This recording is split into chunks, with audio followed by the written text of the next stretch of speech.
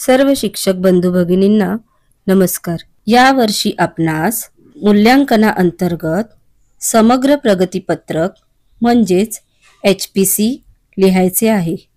त्यासाठी मार्गदर्शनाकरिता मी हा व्हिडिओ बनवत आहे। HPC म्हणजेच होलिस्टिक प्रोग्रेस कार्ड हे भरत असताना त्याची विभागणी 3 भागात केलेली आहे। भाग अ मध्ये बालकांची सर्वसाधारण माहिती आहे। त्यात 2 उपविभाग आहेत, भाग अ1 आणि भाग अ2। भाग ब मध्ये बालकांच्या प्रगतीचा सारांश समाविष्ट आहे आणि भाग क मध्ये शैक्षणिक वर्षाचा सारांश आपल्याला प्रमुख कामगिरी वर्णन विधाने या स्वरूपात लिहायचा आहे।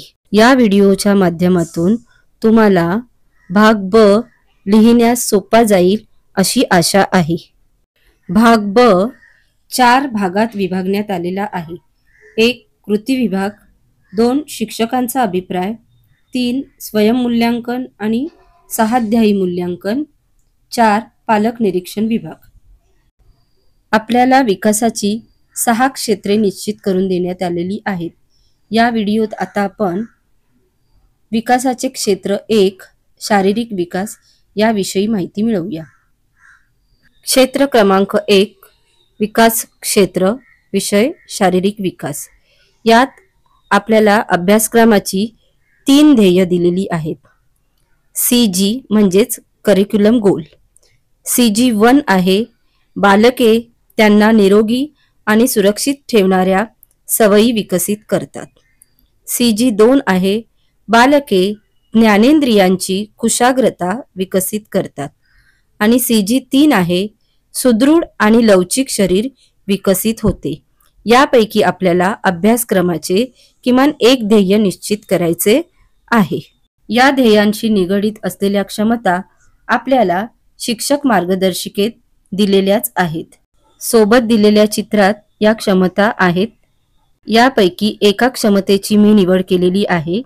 क्षमता आहे CG 1.1, पोषक आहाराबाबत रुची आणि समज दर्शवतो व अन्न पदार्थ वाया घालवत नाही। मूल्यांकनासाठी मी घेतलेली कृती किंवा उपक्रम आहे माझी पौष्टिक रंगीत थाळी। या उपक्रमात तुम्हाला पालकांचे सहकार्य अतिशय महत्त्वाचे आहे। 2 सणासुदीच्या दिवसात घरी साग्रसंगीत असे अन्नपदार्थ बनवलेच जातात, ज्यामध्ये भाजी, पोळी किंवा भाकरी, कोशिंबिरी किंवा सलाड, एखादा गोड पदार्थ, वरण भात आणि इतर तिखट पदार्थ यांचाही समावेश असतो। तर घरी बनवलेल्या अशा थाळीचा फोटो घेण्यास सांगणे।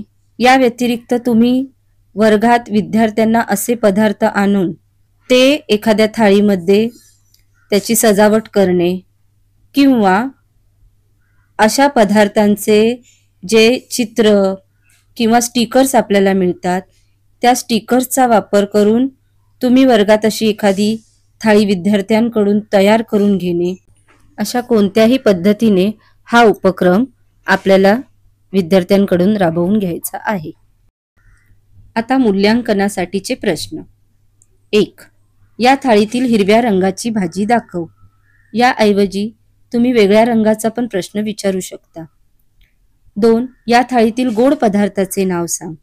याऐवजी तुम्ही तिखट, आंबट अशा कोणत्याही चवीचे प्रश्न विचारू शकता। 3 आहे या थाळीत एकूण किती पदार्थ आहेत। आणि 4 आहे ताटातील अन्न का वाया घालवू नये। यानंतर आपल्याला मूल्यांकन निकष संच म्हणजेच रुब्रिक्स तयार करायचे आहेत आणि हाच यातला सर्वात महत्त्वाचा भाग आहे। तर पहिली क्षमता आहे जाणीव जागृती आणि यातील कामगिरीचे जे स्तर आहेत त्यानुसार मी रुब्रिक तयार केलेले आहेत। निर्झर मध्ये आहे संतुलित आहाराची पूर्ण कल्पना नाही। पर्वत या अंतर्गत संतुलित आहाराबाबत साधी समज आहे। आणि 3रा कामगिरीचा स्तर आकाश या अंतर्गत रुब्रिक आहे पोषक आहार का महत्त्वाचा आहे हे विद्यार्थी सांगतो। यापैकी विद्यार्थी ज्या स्तरावर असेल तिथे बरोबर अशी खूण करावी. दुसरी क्षमता आहे संवेदनशीलता.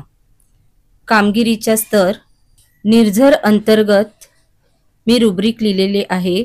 कधी कधी अन्न वाया घालवतो.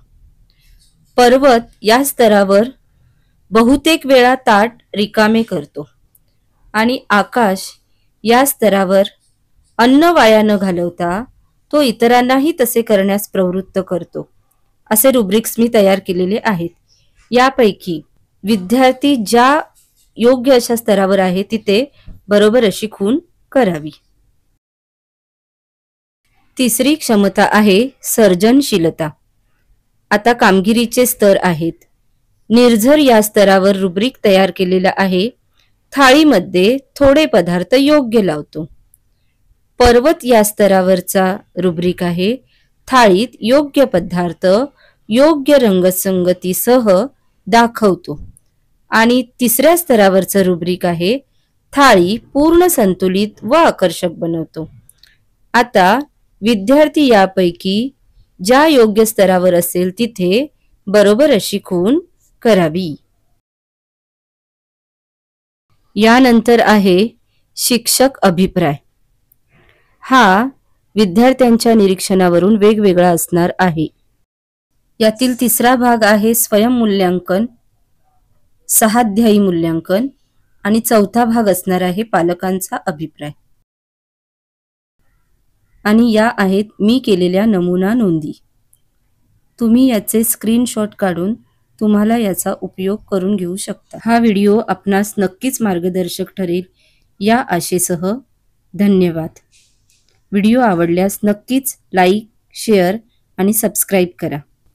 तसेच उर्वरित विकसित क्षेत्रांशी निगडीत व्हिडिओ हवे असल्यास मला कमेंटमध्ये नक्कीच सांगा.